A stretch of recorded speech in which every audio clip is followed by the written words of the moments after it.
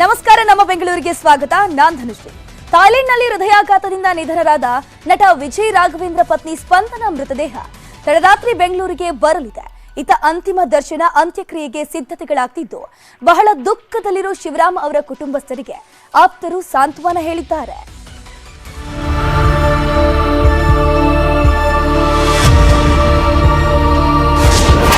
ತಡರಾತ್ರಿ ಬೆಂಗಳೂರಿಗೆ ಸ್ಪಂದನಾ ಮೃತದೇಹ, ನಾಳೆ ಮಧ್ಯಾಹ್ನದ ನಂತರ ಅಂತ್ಯಕ್ರಿಯೆ.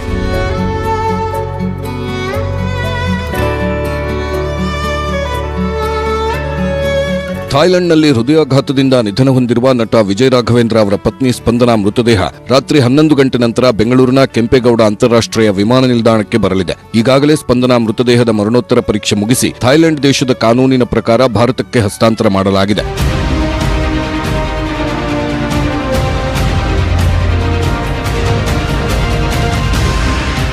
ಭಾರತೀಯ ಕಾಲಮಾನದ ಪ್ರಕಾರ ರಾತ್ರಿ 8 ಗಂಟೆಗೆ ಥಾಯ್ ಏರ್ಲೈನ್ಸ್ ಮೂಲಕ ಸ್ಪಂದನಾ ಮೃತದೇಹ ಬೆಂಗಳೂರಿನತ್ತ ಹೊರಟಿದೆ. ಇನ್ನು ಇತ್ತ ರಾತ್ರಿಯಿಂದಲೇ ಮಲ್ಲೇಶ್ವರಂನ ಬಿಕೆ ಶಿವರಾಮ್ ನಿವಾಸದ ಮುಂದೆ ಅಂತಿಮ ದರ್ಶನಕ್ಕೆ ಸಿದ್ಧತೆ ನಡೆದಿದೆ. ಮೃತದೇಹವಿಡುವ ಸ್ಥಳ ಸಿದ್ಧಗೊಂಡಿದ್ದು ಸಾರ್ವಜನಿಕರು ಸರತಿ ಸಾಲಿನಲ್ಲಿ ಬಂದು ಅಂತಿಮ ದರ್ಶನ ಪಡೆಯಲು ಬ್ಯಾರಿಕೇಡ್ ವ್ಯವಸ್ಥೆ ಮಾಡಲಾಗಿದೆ. ಅಲ್ಲದೆ ಗಣ್ಯರಿಗೆ ಪ್ರತ್ಯೇಕ ಸರದಿ ಸಾಲು ಮಾಡಲಾಗಿದೆ.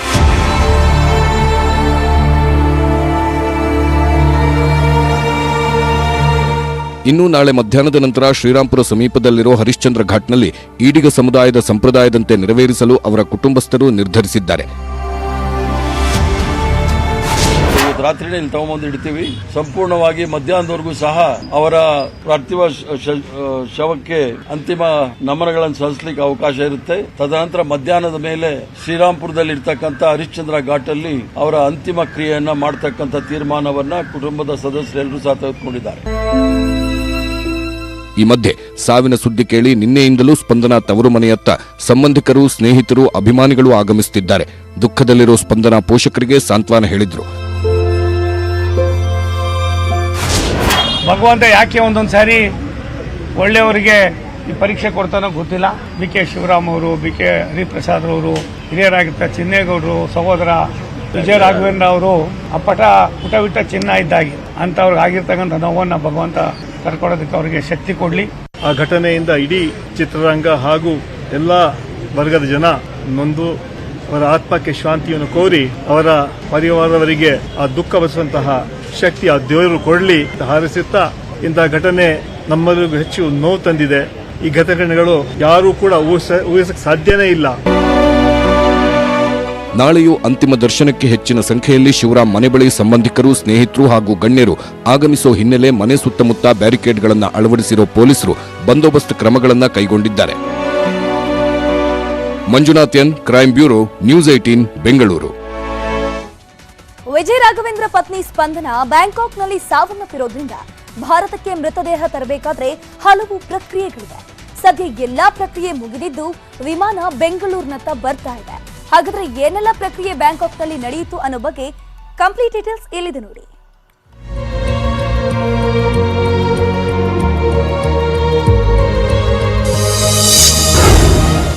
ಮೃತಪಟ್ಟು 2 ದಿನಗಳ ನಂತರ ತವರಿಗೆ ಮೃತದೇಹ. ವಿದೇಶದಲ್ಲಿ ಎನ್ಒಸಿ ಪಡೆಯೋಕೆ ಭಾರೀ ಸರ್ಕಸ್. ನಟ ವಿಜಯ್ ರಾಘವೇಂದ್ರ ಪತ್ನಿ ಸ್ಪಂದನಾ ಥೈಲ್ಯಾಂಡ್ ಪ್ರವಾಸದ ವೇಳೆ ಸಾವನ್ನಪ್ಪಿದ್ರು. ಇಡೀ ಕುಟುಂಬ ಶೋಕ ಸಾಗರದಲ್ಲಿ ಮುಳುಗಿದೆ. ಈ ನೋವಿನ ಜೊತೆಗೆ ಮೃತದೇಹವನ್ನ ರಾಜ್ಯಕ್ಕೆ ತರುವಷ್ಟರಲ್ಲಿ ಹೈರಾಣಾಗಿ ಹೋಗಿದೆ.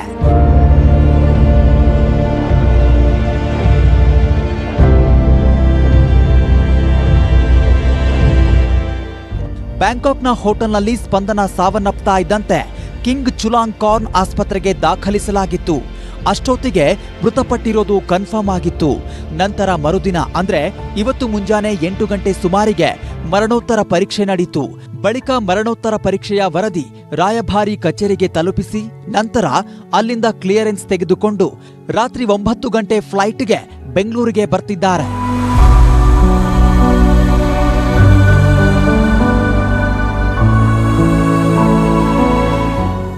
ಹಾಗಾದ್ರೆ ವಿದೇಶದಲ್ಲಿ ಮೃತಪಟ್ಟ ಸ್ಪಂದನಾ ಮೃತದೇಹ ತರಲು ಏನೆಲ್ಲ ಪ್ರಕ್ರಿಯೆ ನಡೀತು ಅನ್ನೋದನ್ನ ನೋಡೋದಾದ್ರೆ, ಮೃತ ವ್ಯಕ್ತಿಯ ಮರಣೋತ್ತರ ಪರೀಕ್ಷೆ ವರದಿ, ಪರೀಕ್ಷೆ ನಂತರ ಪೊಲೀಸರ ಕೈ ಸೇರುತ್ತೆ. ಇದರ ಜೊತೆಗೆ ಮರಣ ಪ್ರಮಾಣ ಪತ್ರ ಇರಬೇಕು. ಪೊಲೀಸರು ಸಂಬಂಧಪಟ್ಟವರಿಂದ ಪರಿಪೂರ್ಣ ವರದಿ ಪಡೆಯುತ್ತಾರೆ. ಬೇರೆ ಭಾಷೆಯಲ್ಲಿದ್ರೆ ಇಂಗ್ಲಿಷ್ಗೆ ತರ್ಜುಮೆಯಾಗುತ್ತೆ. ಈ ವೇಳೆ ಪೊಲೀಸರಿಗೆ ಪಾಸ್ಪೋರ್ಟ್, ವೀಸಾ ಪ್ರತಿ ಕೊಡಬೇಕು.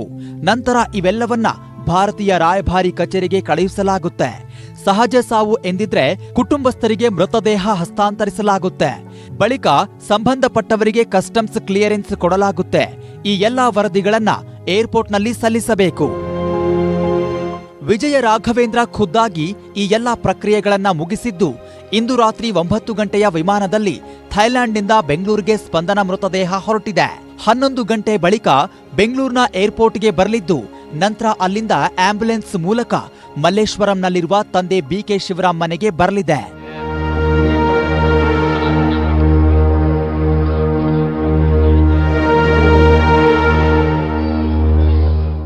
Manjunath N, crime bureau, news 18 Bengaluru. Spandana ಸಾವಿಗೆ ಕೀಟೋ ಡಯಟ್ ಕಾರಣವಾಯ್ತಾ? ಈ ಸುದ್ದಿ ಈಗ ಎಲ್ಲೆಡೆ ದೊಡ್ಡ ಚರ್ಚೆಯಾಗ್ತಿದೆ. ಹಾಗಾದ್ರೆ ಏನಿದು ಕೀಟೋ ಡಯಟ್? ಅದರ ಸೈಡ್ ಎಫೆಕ್ಟ್ ಏನು ಅಂತ ತೋರಿಸ್ತೀವಿ ನೋಡಿ.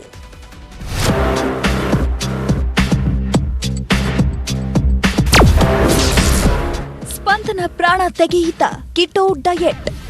ಸ್ಯಾಂಡಲ್ವುಡ್ ನಟ ವಿಜಯ್ ರಾಘವೇಂದ್ರರ ಪತ್ನಿ ಸ್ಪಂದನ ಹೃದಯಾಘಾತಕ್ಕೆ ಕಟ್ಟುನಿಟ್ಟಿನ ಕಿಟೋ ಡಯಟ್ ಕಾರಣ ಎನ್ನಲಾಗ್ತಿದೆ. ಈ ಮಧ್ಯೆ ಸಿಲಿಕಾನ್ ಸಿಟಿಯಲ್ಲಿ ಕಿಟೋ ಡಯಟ್ ಅನ್ನೋದು ಹೆಚ್ಚು ಟ್ರೆಂಡ್ ಆಗ್ತಿದೆ.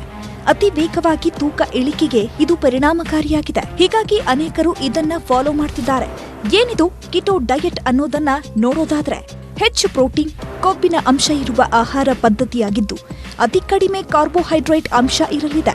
70% ಕೊಬ್ಬು, 25% ಪ್ರೋಟೀನ್, 5% ಕಾರ್ಬೋಹೈಡ್ರೇಟ್ ಇರಲಿದ್ದು ಕೆಲವೇ ದಿನಗಳಲ್ಲಿ ಗರಿಷ್ಠ ತೂಕ ಇಳಿಸಿಕೊಳ್ಳುವ ಸಾಧ್ಯತೆ ಇದೆ. ರಕ್ತದಲ್ಲಿ ಸಕ್ಕರೆ ಅಂಶ ಕಡಿಮೆಯಾಗಿ ತೂಕ ಕಡಿಮೆಯಾಗುತ್ತೆ. ಇದರ ಅಡ್ಡ ಪರಿಣಾಮಗಳೇನು ಅನ್ನೋದನ್ನ ನೋಡೋದಾದ್ರೆ, ದೇಹದಲ್ಲಿ ಕೊಬ್ಬಿನಾಂಶ ಹೆಚ್ಚಳವಾಗಿ ಜೀರ್ಣಕ್ರಿಯೆ ತೊಂದರೆ ಆಗೋ ಸಾಧ್ಯತೆ ಇದೆ. ಮೂತ್ರಪಿಂಡಗಳ ಮೇಲೆ ಹೆಚ್ಚು ಒತ್ತಡ ಸೃಷ್ಟಿಯಾಗೋ ಸಾಧ್ಯತೆ ಇದೆ. ಕಿಟೋ ಡಯಟ್ನಿಂದ ನಿದ್ರಾಹೀನತೆ ಸಮಸ್ಯೆ, ದೇಹದಲ್ಲಿ ಕಾರ್ಬೋಹೈಡ್ರೇಟ್ಗಳ ಕೊರತೆಯಾಗಿ ಸ್ನಾಯುಗಳಲ್ಲಿ ಸಮಸ್ಯೆ ಉಂಟುಮಾಡುತ್ತೆ. ತಲೆನೋವು, ತಲೆಭಾರ, ವಾಂತಿ ಕಾಣಿಸಿಕೊಳ್ಳುತ್ತೆ. ವೈದ್ಯರು ಈ ಕಿಟೋ ಡಯಟ್ ಅತಿಯಾದ್ರೆ ಹೃದಯಾಘಾತ ಸಂಭವಿಸೋ ಸಾಧ್ಯತೆ ಇದೆ ಅಂತ ಹೇಳ್ತಿದ್ದಾರೆ. ಡಯಟ್ ಅಂದ್ರೆ ಕೆಲವರು ನಾವು ತೂಕವನ್ನ ಇಳಿಸಬೇಕು, ಹೆಚ್ಚು ಮಸಲ್ ಅನ್ನ ಬಿಲ್ಡಪ್ ಮಾಡಬೇಕು ಅನ್ನೋ ಅತಿ ಉತ್ಸವದಿಂದ ಹೆಚ್ಚು ಪ್ರೋಟೀನ್ ಅನ್ನ ಸೇವಿಸ್ತಾರೆ ಮತ್ತು ಫ್ಯಾಟ್ ಅನ್ನು ಕೂಡ ಸೇವಿಸ್ತಾರೆ. ಕಾರ್ಬೋಹೈಡ್ರೇಟ್ ಅಂಶ ಬಹಳ ಕಡಿಮೆ ಇರುತ್ತೆ. ಈಗ ಕಾರ್ಬೋಹೈಡ್ರೇಟ್ ಅಂದ್ರೆ ಏನು? ಅಕ್ಕಿ, ರಾಗಿ ಇವೆಲ್ಲ ಕಾರ್ಬೋಹೈಡ್ರೇಟ್. ಅದನ್ನು ಕೂಡ ಒಂದು ಪ್ರಪೋರ್ಷನೇಟ್ ಆಗಿ ತಿನ್ಬೇಕಾಗುತ್ತೆ. ಒಟ್ನಲ್ಲಿ ಹೆಚ್ಚಾಗ್ತಿರೋ ಕಿಟೋ ಡಯಟ್ ದೇಹದ ತೂಕ ಬೇಗ ಇಳಿಸಿದ್ರು ಇದು ನಮ್ಮ ಹೃದಯಕ್ಕೆ ಆರೋಗ್ಯಕರವಲ್ಲ. ಹೀಗಾಗಿ ಅತಿಯಾದ ಕಿಟೋ ಡಯಟ್ ಮಾಡೋ ಮುನ್ನ ಎಚ್ಚರ ವಹಿಸಿ. ಹಂಸಶ್ಯಾಮಲಾ, ನ್ಯೂಸ್ 18 ಬೆಂಗಳೂರು.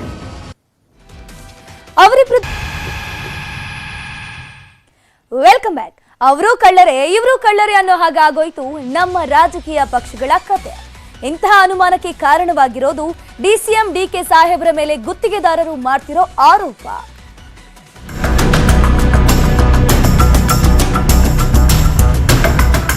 ಹಿಂದೆ ಬಿಜೆಪಿ ಸರ್ಕಾರದ ವಿರುದ್ಧ 40% ಕಮಿಷನ್ ಸಮರ ಸಾರಿದ್ರು ಕೆಲವು ಗುತ್ತಿಗೆದಾರರು. ಈಗ ಅದೇ ಗುತ್ತಿಗೆದಾರರು ಡಿಸಿಎಂ ಡಿಕೆ ಶಿವಕುಮಾರ್ ಮೇಲೆ ನೇರವಾಗಿ ಡೀಲ್ ಬಾಂಬ್ ಹಾಕಿದ್ದಾರೆ. ಡಿಸಿಎಂ ಹಾಗೂ ಬೆಂಗಳೂರು ಅಭಿವೃದ್ಧಿ ಸಚಿವ ಡಿಕೆಶಿ ಹಣಕ್ಕೆ ಬೇಡಿಕೆ ಇಟ್ಟಿಲ್ಲ ಅಂದ್ರೆ ಅವರು ಪೂಜಿಸುವ ಅಜ್ಜಯ್ಯನ ಮಠಕ್ಕೆ ಬಂದು ಆಣೆ ಮಾಡಲಿ ಅಂತಾನು ಸವಾಲ್ ಹಾಕಿದ್ದಾರೆ ಗುತ್ತಿಗೆದಾರ ಹೇಮಂತ್.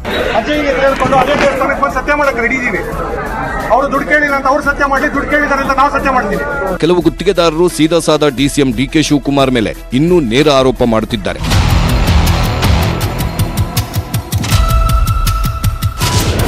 ಬಿಬಿಎಂಪಿ ಕಾಮಗಾರಿಗಳನ್ನ ಕೊಡ್ತಿಲ್ಲ ಯಾಕೆ? 2.5 ವರ್ಷದಿಂದ ಹಣ ಬಿಡುಗಡೆ ಆಗಿಲ್ಲ. ನಮ್ಮ ಸರ್ಕಾರ ಬಂದಾಗ ಹಣ ರಿಲೀಸ್ ಅಂದ್ರೆ ಈಗ ನೀವೇ ಬಾಕಿ ಹಣ ರಿಲೀಸ್ಗೆ ತಡೆದಿದ್ದೀರಾ. ಬಾಕಿ ಹಣ ಕೊಡಿ, ಇಲ್ಲ ದಯಾಮರಣ ಕೊಡಿಸಿ ಅಂತಾನೂ ಪತ್ರ ಬರೆದಿದ್ದಾರೆ. ಸಿಎಂ ಮಾತಿಗೂ ಡಿಸಿಎಂ ಡೋಂಟ್ ಕೇರ್. ಸಾಲ ಸೋಲ ಮಾಡಿ ಕಾಮಗಾರಿ ಮುಗಿಸಿದ್ದೀವಿ, ಬಾಕಿ ಹಣ ಬಿಡುಗಡೆ ಮಾಡುತ್ತಿಲ್ಲ, ದಯವಿಟ್ಟು ನಮ್ಮ ಹಣ ಕೊಡಿಸಿ ಅಂತ ಸಿಎಂ ಸಿದ್ದರಾಮಯ್ಯರನ್ನ 3ನೇ ಸಲ ಬೆಂಗಳೂರು ಗುತ್ತಿಗೆದಾರರ ಸಂಘದವರು ಭೇಟಿ ಮಾಡಿದ್ರು. ಸಿಎಂ ಕೂಡ ಸಮಸ್ಯೆ ಬಗೆಹರಿಸಿ ಅಂದಿದ್ರು. ಡಿಕೆ ಶಿವಕುಮಾರ್ ಹಣ ರಿಲೀಸ್ಗೆ ಒಪ್ತಿಲ್ಲ. ಮಾಜಿ ಸಿಎಂ ಎಚ್ಡಿಕೆ ಬಳಿಗೂ ಗೋಗರೆತ. ಬಿಬಿಎಂಪಿಯಿಂದ ಬಿಲ್ ಪಾವತಿ ಮತ್ತಷ್ಟು ವಿಳಂಬವಾಗಿದ್ದು ಎಲ್ಲ ಕಾಮಗಾರಿಗಳನ್ನ ನಿಲ್ಲಿಸಿದ್ದಾರೆ. ಮತ್ತೊಂದೆಡೆ ಬಿಬಿಎಂಪಿ ಗುತ್ತಿಗೆದಾರರು ಮಾಜಿ ಮುಖ್ಯಮಂತ್ರಿ ಎಚ್ಡಿ ಕುಮಾರಸ್ವಾಮಿ ಅವರ ಮೊರೆ ಹೋಗಿದ್ದು ತಮಗೆ ಸಹಾಯ ಮಾಡುವಂತೆ ಮನವಿ ಮಾಡಿದ್ದಾರೆ. ಹಣ ಕೊಡಿಸಿ ಇಲ್ಲವೇ ದಯಾಮರಣ ಕೊಡಿಸಿ. ರಾಜ್ಯಪಾಲರಿಗೂ ದೂರು ಕೊಟ್ಟ ಗುತ್ತಿಗೆದಾರರು. ಕಾಂಗ್ರೆಸ್ ಸರ್ಕಾರ ಬಂದ ನಂತರ ಅನುದಾನಕ್ಕಾಗಿ ಅಲೆದಾಡುವ ಪರಿಸ್ಥಿತಿ ನಿರ್ಮಾಣ ಆಗಿದೆ. ಕಾಮಗಾರಿಗಳಿಗೆ ಹಣ ಬಿಡುಗಡೆ ಮಾಡುವಂತೆ ಆಗ್ರಹಿಸಿ ಗವರ್ನರ್ ಮೊರೆ ಹೋದ ಗುತ್ತಿಗೆದಾರರು ರಾಜಭವನದಲ್ಲಿ ರಾಜ್ಯಪಾಲರನ್ನ ಭೇಟಿಯಾದರು. ಬಿಲ್ ಬಾಕಿ ಪಾವತಿ ಮಾಡುತ್ತಿಲ್ಲ. ತನಿಖೆ ಹೆಸರಲ್ಲಿ ಅನುದಾನ ತಡೆ ಹಿಡಿದಿರುವ ಡಿಸಿಎಂ ಡಿಕೆ ಶಿವಕುಮಾರ್ ಅವರಿಂದ ಸಂಕಷ್ಟಕ್ಕೆ ಸಿಲುಕಿದ್ದೀವಿ ಅಂತ ಕೆಲವರು ದಯಾಮರಣಕ್ಕೂ ಮನವಿ ಮಾಡಿದ್ದಾರಂತೆ. ನೂರಾರು ಜನ ಗುತ್ತಿಗೆದಾರರು ದಯಾಮರಣ ಲೆಟರ್ ಸೈನ್ ಮಾಡಿಕೊಂಡಿದ್ದಾರೆ ಇವತ್ತಿನ ದಿನ. ಈರಿಗೆಲ್ಲ ಯಾರು ಹೊಣೆ? ಈಗ ಕೊಪ್ಪಳದಲ್ಲಿ ಒಬ್ಬ ಗುತ್ತಿಗೆದಾರ ಆತ್ಮಹತ್ಯೆ ಮಾಡ್ಕೊಂಡಿದ್ದಾರೆ. ಮಂಗಳೂರಿನಲ್ಲಿ ಇವತ್ತಿನ ದಿನ ಒಂದು ಸುದ್ದಿ ಬಂದಿದೆ. ಪೋಂಗೋಡಿ ಕಟ್ಟದಿಂದ ಹಾರಿ ಒಬ್ಬ ಬೃಹತ್ ಉದ್ಯಮಿ ಗುತ್ತಿಗೆದಾರರು ಆತ್ಮಹತ್ಯೆ ಮಾಡ್ಕೊಂಡಿದ್ದಾರೆ ಅಂತ. ಬೆಂಗಳೂರಿನಲ್ಲೂ ಕೂಡ ಬೃಹತ್ ಬೆಂಗಳೂರು ಮಹಾನಗರ ಪಾಲಿಕೆಯಲ್ಲೂ ಕೂಡ ಗುತ್ತಿಗೆದಾರರು ಆತ್ಮಹತ್ಯೆ ಮಾಡ್ಕೋಬೇಕಾ? ತುಷಾರ್ ಗಿರಿನಾಥ್ ಅವರೇ, ನಿಮ್ಗೇನು ಮಾನವೀಯತೆ ಇಲ್ವಾ? ಗುತ್ತಿಗೆದಾರರ ಮೇಲೆ ನಕಲಿ ಬಿಲ್ ಬಾಣ. ಗುತ್ತಿಗೆದಾರರಿಂದ ಗವರ್ನರ್ ಭೇಟಿಗೆ ಡಿಕೆಶಿ ಡೋಂಟ್ ಕೇರ್ ಎಂದಿದ್ದಾರೆ. ಗವರ್ನರ್ಗೂ ದೂರು ಕೊಡ್ಲಿ, ಸಿಎಂಗೂ ದೂರು ಕೊಡ್ಲಿ, ನಕಲಿ ಬಿಲ್ಗಳಿರೋದು ನನ್ನ ಗಮನಕ್ಕೆ ಬಂದಿದೆ ಅಂತ ತಿರುಗೇಟು ಕೊಟ್ಟಿದ್ದಾರೆ. ಗವರ್ನರ್ಗೆ ಕಂಪ್ಲೇಂಟ್ ಕೊಟ್ಟರು ಪಾಪ ಬಿಲ್ಲು, ಅದು ತಪ್ಪೇನಿಲ್ಲ. ಗವರ್ನರ್ಗೂ ಕಂಪ್ಲೇಂಟ್ ಕೊಡ್ಲಿ, ವಿರೋಧ ಪಕ್ಷದ ನಾಯಕರಿಗೂ ಕಂಪ್ಲೇಂಟ್ ಕೊಡ್ಲಿ, ಆಡಳಿತ ಪಕ್ಷದವ್ರಿಗೂ ಕಂಪ್ಲೇಂಟ್ ಕೊಡ್ಲಿ. ನೋವಾಗಿದ್ದವ್ರನ್ನ ಕೇಳಬೇಕು, ತಪ್ಪಿಲ್ಲ, ಅವ್ರ ಹಕ್ಕಿದೆ. ಅವರ ನೋವನ್ನ ನಾವು ಅರಿಸಬೇಕು. ನಮ್ಗೆ ಯಾರಿಗೂ ತೊಂದರೆ ಕೊಡಕ್ಕೆ ನಂಗೆ ಇಷ್ಟ ಇಲ್ಲ. ಪಾಪ ಯಾರು ಕೆಲಸ ಮಾಡಿದಾರೋ ಅವ್ರು ಖಂಡಿತ ಬಿಲ್ ಸಿಗಬೇಕು, ನ್ಯಾಯಬದ್ಧವಾಗಿ ಮಾಡಿದ್ರು ಸಿಗಬೇಕು. ನಮ್ಗೇನಪ್ಪ ಅಂತಂದ್ರೆ ನಮಗೆ ಬೇಕಾದಷ್ಟು ವರದಿಗಳು ಬಂದಿದೆ, ಅದನ್ನ ನೈಜತೆಯನ್ನ ಪರಿಶೀಲನೆ ಮಾಡಿ ಅಂತ ಹೇಳಿದ್ದಾರೆ. ಅಷ್ಟು ಮಾತ್ರ ನಾವು ಮಾಡ್ತಾ ಇದ್ದೇವೆ. ಖಂಡಿತ ಪಾಪ ಯಾರ ಹೊಟ್ಟೆ ಮೇಲೂ ನಮಗೆ ತೊಂದರೆ ಮಾಡಕ್ಕೆ ಇಷ್ಟ ಇಲ್ಲ. ಯಾರು ಕೆಲಸ ಮಾಡಿದಾರೋ ಅವ್ರಿಗೆಲ್ಲ ನಾವು ಹಣನ ಸರ್ಕಾರ ಕೊಡಲೇಬೇಕು, ಕೊಡಲಿಕ್ಕೆ ನಾವು ಬದ್ಧರಾಗಿದ್ದೇವೆ. ಮತ್ತೊಂದೆಡೆ 2019-23 ನಡುವೆ ಬಿಬಿಎಂಪಿ ವ್ಯಾಪ್ತಿಯಲ್ಲಿ ನಡೆದಿರುವ ಕಾಮಗಾರಿಗಳ ತನಿಖೆಗೆ 4 ಐಎಎಸ್ ಅಧಿಕಾರಿಗಳ ತಂಡವನ್ನು ಸರ್ಕಾರ ನೇಮಿಸಿದೆ. ಒಟ್ಟಾರೆ ರಾಜಕಾರಣಿಗಳು ಗುತ್ತಿಗೆದಾರರ ಜಗಳದಲ್ಲಿ ಅಭಿವೃದ್ಧಿಗೆ ಗ್ರಹಣವಂತೂ ಬಡಿದಾಗಿದೆ. Bureau report, news 18. ಇದಾಗಿತ್ತು ಇವತ್ತಿನ ನಮ್ಮ ಬೆಂಗಳೂರು. ನೋಡ್ತಾ ಇರಿ ನ್ಯೂಸ್ 18. ಜಾಲ ನಮ್ಮದು, ಬಲ ನಿಮ್ಮದು.